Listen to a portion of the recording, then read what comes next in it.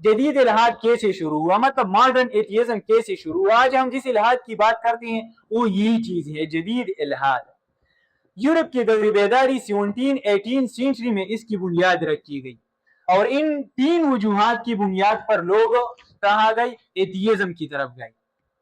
औलाने खबर डाला कि कल साइंस राले गलीलियो और न्यूटन जैसे साइंसदान आए और इसने कहा कि कायनात खुदा की किसी जादुई हुक्म से नहीं चलती, बल्कि ये लॉ ऑफ फिजिक्स की बुनियाद पर चलती है। नो दा खलक राले न्यूटन और गलीलियो राले او د په شان نور ساينسدان رااله باقاعده دا خبره وکړه چې کائنات د ترا د چا ضرورت نشته دا د لا اف فزکس په بنیاد باندې دا چلیږي.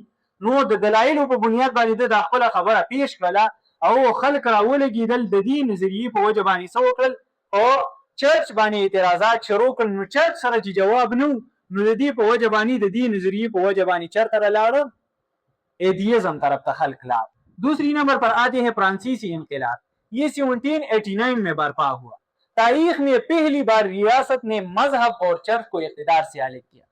फ्रांसीसी इंकलाब چې کله راغی نو دلته خو چرچ خلک فورس کړیو ښکاره طور باندې به ځان ملحد نشو ښکاره کولی.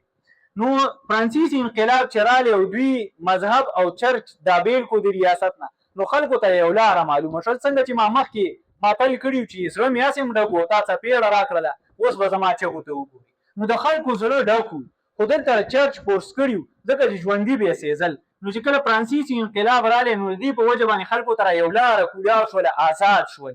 نو چې آزاد شول نو چرته رالاړو؟ ایتیزم ته رالاړه. تیسری نمبر پر آتے ہیں 19 सेंचुरी के नजरियात। जब चार्ल्स डार्विन आया और इसने नजरिया पेश किया थ्योरी ऑफ एवोल्यूशन कि इंसान और बंदर का जद अमजद एक है। नो मजहबी चिकम इंसानी तख्लीक दे यानी द आदम अलैहिस्सलाम ने द इंसानों दा सिलसिला रवाना दा नو هغه چیلنج کړ او د خپل نظریه باقاعده د دلایل په بنیاد باندې دا ثابت کړل. نو چې دلایل په بنیاد باندې ثابت کړل او د چرچ سره جواب نو تھیوري اف ایوولوشن په وجه باندې دا څه شول، خلق لاړه ایتیزم ته. بیا کارل مارکس، نیٹشه، فرائڈ، سارتر دا خلق رات. نیٹشه کا ایک مشہور جملہ ہے گاڈ از ڈیڈ، یعنی خدا اب فوت ہو چکا ہے. اس نے کہا کہ کائنات چلانے کے لیے خدا کی کوئی ضرورت نہیں.